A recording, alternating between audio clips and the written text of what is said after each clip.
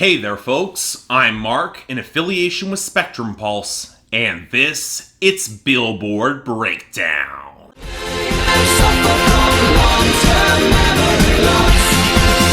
I don't remember. So am I the only one who thinks that we all kinda dodged a bullet this week? I figured there was a real possibility that given the sparse set of new albums coming, we could get something disruptive and unpleasant like a week full of Chris Brown. But he only managed to lodge one new song on the Hot 100, and otherwise, looks like a pretty relaxed, otherwise normal week. Not precisely a great one, but thankfully a little bit slower. And that means the majority of our focus really has to be on our top 10, because right now, Old Town Road by Lil Nas X featuring Billy Ray Cyrus has the potential to become the longest running #1 song of the Hot 100's history. Currently it's been on top for 14 weeks, 2 weeks back of tying Despacito on One Sweet Day, and 3 weeks back of beating them. And right now, it seems like it's got every opportunity to do it. The streaming is still huge across YouTube and on demand, and while the radio is plummeting, a well-timed sales discount is keeping this alive.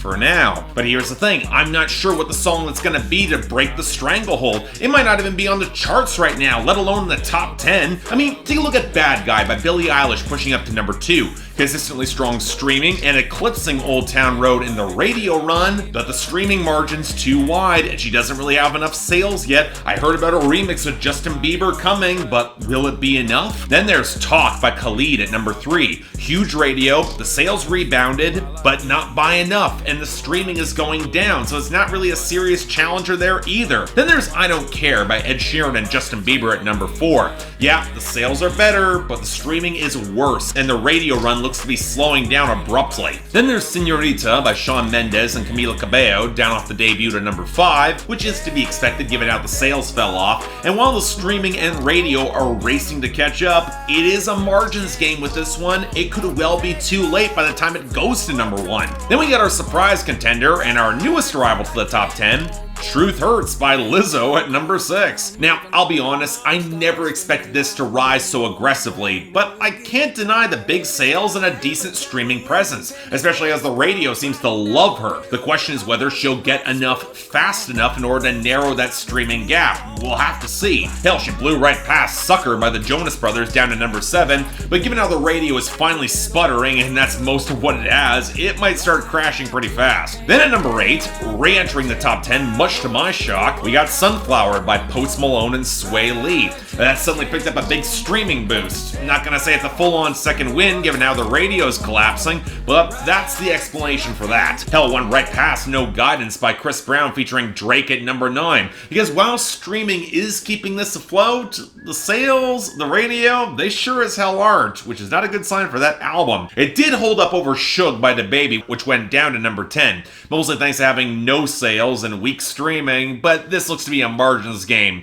Better radio margin, much softer in on-demand streaming. And that takes us to our losers and dropouts. And honestly, in the latter category, I'm not complaining all that much. Yeah, Big Ol' Freak by Megan Thee Stallion's out prematurely, along with Love Someone by Brett Eldridge, but Here With Me by Marshmello and Churches was always underwhelming, and if they're gonna take out Break Up With Your Girlfriend I'm Bored by Ariana Grande out with it, I'm okay with that, even if that song has the points to clinch a year-end slot and a spot on my worst hits of 2019. Lovely. Now, we did have more losers than I expected here, and they're also kind of all over the place.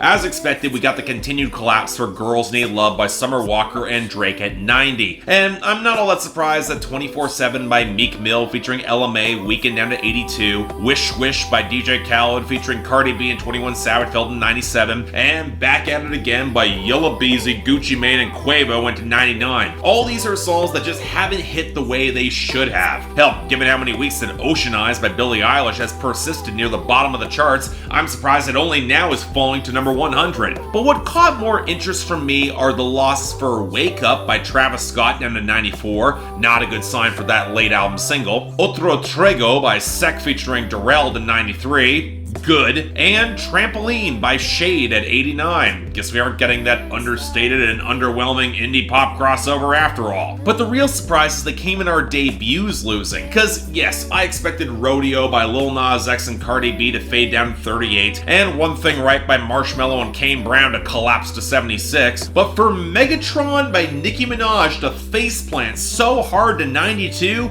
it implies the audience is emphatically rejecting her commercial, song. Now, hopefully this is not being positioned for bigger plans ahead, because right now, does not look good. But for our gains and our returning entries, they do make a little bit more sense here, especially as both in the latter category came back thanks to the music videos. Homicide by Logic featuring Eminem at 71, and Mother's Daughter by Miley Cyrus at 83. And when we go to our gains, again, outside of Speechless by Dan and Shay going for its umpteenth revival to 34 for no good reason, the rest of these gains, they kinda make sense. Some of it by Eric Church up to 55, and Knockin' Boots by Luke Bryan to 50. They're the expected rotations for summer country airplay. Ransom by Lil Tecca to 35 is the expected short-term run that'll hit a brick wall in a couple of weeks. And Cash Ship by Megan Thee Stallion featuring DaBaby at 86. It's a shrewd move that's got the potential to make some major gains over the next little while. Of course, the more telling story is the boost for The Get Up by Blanco Brown to 16. Given how much sales it has, all it really needs is to narrow the streaming margin and pick up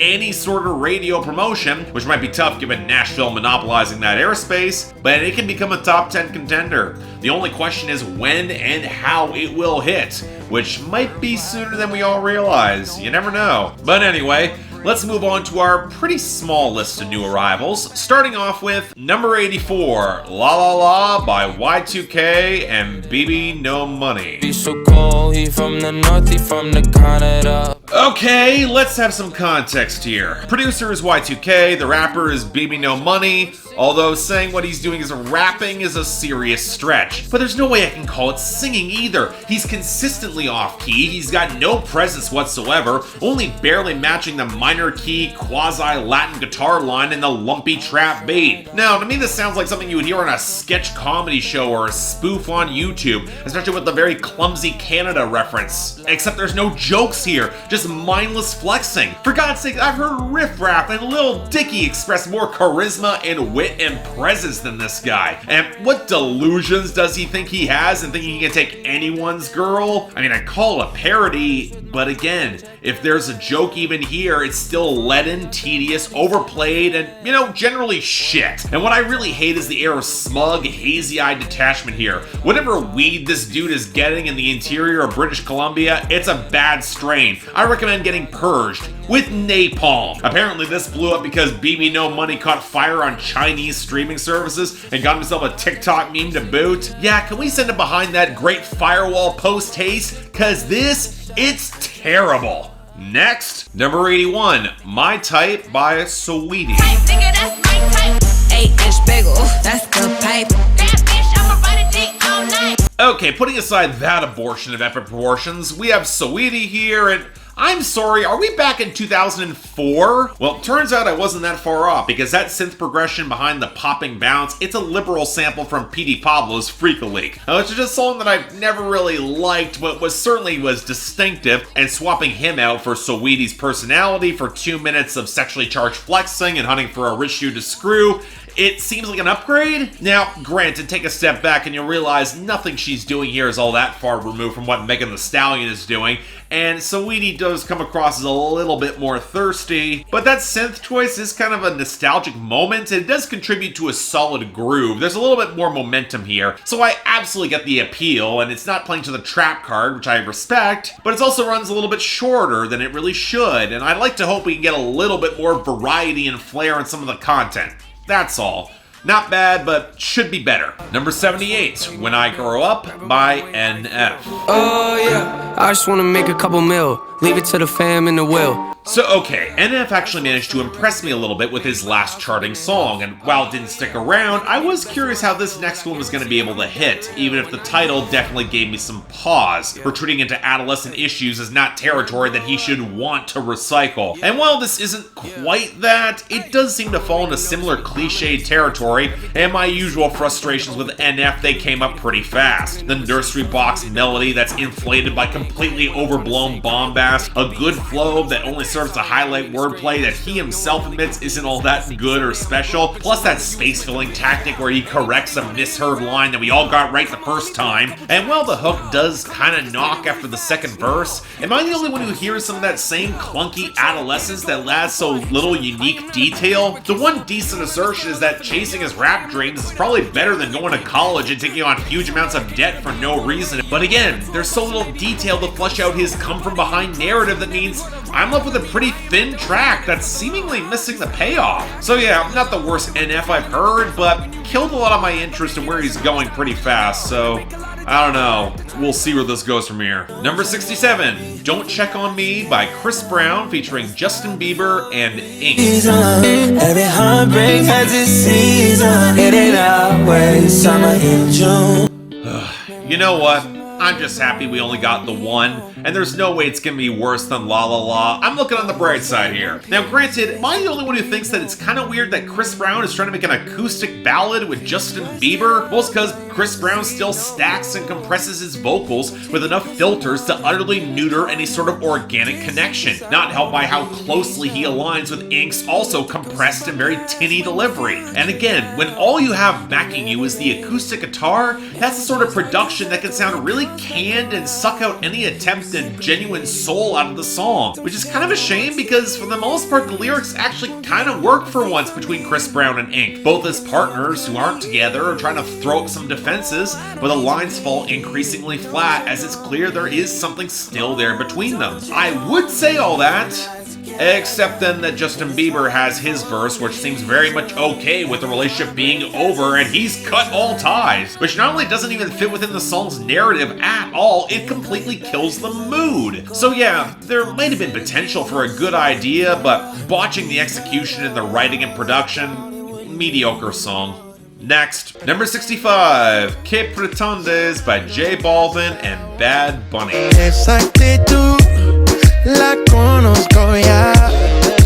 So apparently these two put out a short joint project and apparently it's supposed to be pretty good, loose and playful and fun. And yet I'm sitting back here utterly unconvinced because when has that ever really been the case for these two in any capacity? Now granted, the watery pop and the warping amorphous massive synth against the by-the-numbers reggaeton percussion, it does feel a little different, especially when it switches up to something that's even more muted, which is not all that fun. But I'm still not really hearing what's all that fascinating or interesting from either artist, especially when the song is translated as a kiss-off at a girl where neither guy is no longer interested in her continued attention. And it's given that neither of these guys come across as all that slick or smooth, the entire song has this weird bro, condescending flavor that gives the camaraderie a really sour note. So yeah, I'm not really vibing with this, but like with most reggaeton, I'm gonna forget it exists in a week or so. Next, number 63, Higher Love by Kygo and Whitney Houston.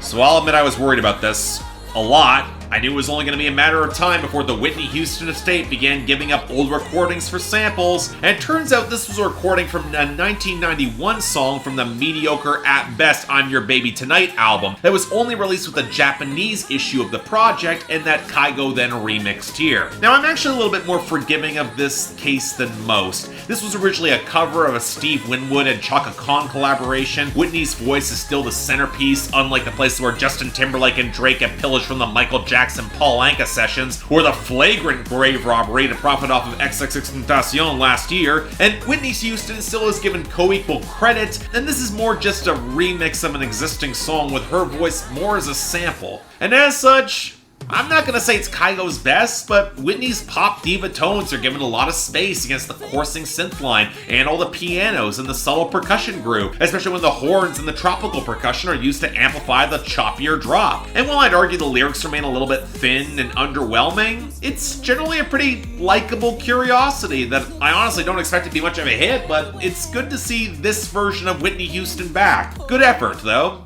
Check it out. And finally, number 26, Beautiful People by Ed Sheeran featuring Khalid. What you doing, who'd you know inside the world? Okay, I've been waiting for this Ed Sheeran collaboration project to truly impress me, and while Cross Me was a better step than I Don't Care, I did have more hopes for him connecting with Khalid, who has always sounded at his best over more organic grooves and might be enough to pull some real raw soul out of Ed Sheeran for once. And well, it works better than I Don't Care, but that's because it's playing in much of the same territory and topic of being the outcast of the party with the person you love, but now facing the fear that you don't want to become one of the beautiful people, all flash and glamour but concealing a life that's in ruins behind the scenes. Which, okay, might fit the more anthemic vibe, which hits better than I expected given how stiff the hand clap groove is against the washed out backdrop, and the combination of Khalid and Ed Sheeran makes more sense with this than Bieber, but they've got shockingly little interplay, and it's hard to avoid the thoughts that at least Ed Sheeran is ambitious enough outwardly to want to be among that beautiful people crowd. Now granted, when he delivers a little bit more rawness on the post-chorus as well as the more spacious backing vocals, it does evoke a little bit more sincere, honest reality, but I'm also stuck feeling like the song's missing a bridge or a change-up to really drive it home. And that's where you note all the possible gay subtext, just because, like on I Don't Care, both these guys are talking about a relationship at this party, and it's two guys here. There's no female backing vocals. Now granted, it's more cohesive and it works a lot better than when Justin Bieber did it, again, but it does feel like a bit of an unintentionally odd note, even if this is a good song. And you know what, on that subject, it's gonna get the honorable mention, while Higher Love by Kygo and the late Whitney Houston gets the best of the week. I don't know what to say. It's a good remix and a cover. I appreciate that. It doesn't feel like the same sort of artistic grave robbery we've seen before. But the worst, it's obviously Lalala by Y2K and bbno Money, with dishonorable mention going to Don't Check on Me by Chris Brown, Inc. and Justin Bieber. I mean, it had potential, but the vocal production should have been stripped back and Bieber shouldn't have been anywhere near this. Next week though, you know, my guess is the Dreamville getting the small album bomb while Post Malone and Young Thug make a run for the top spot yet again with their new song. We'll have to see. It's selling well. It's got good spots on Spotify. But until then, I'm Mark. You're watching Billboard Breakdown, affiliated with Spectrum Pulse. And I'll see you next time.